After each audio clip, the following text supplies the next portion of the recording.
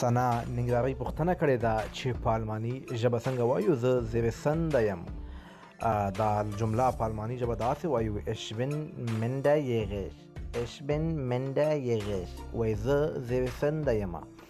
الله دې بالاسنده کي حضرت زه او بله جمله زه هم زده کوو. وایي زه بالاسن یم یا بالاسنده یم یا بالغ یم یا بالغه یم، ټول یو معنا ورکوي. دا جمله په الماني ژبه داسې وایي: ich bin erwachsen. ich bin erwachsen. زه بالاسن یا بالغ یم.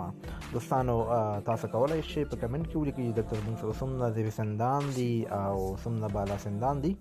الله دې په ټولو باندې خپل رحم وکړي. دوستانو کولی شئ چې تاسو هم پوښتنې وکړئ په کمنټونو کې. انشاءالله په وخت سره تاسو هم جواب درکوم. او ویډیو مکمل ګورئ، په جملو ځان پوهوئ چې آینده کې مشکلات سره مخامخ نشئ.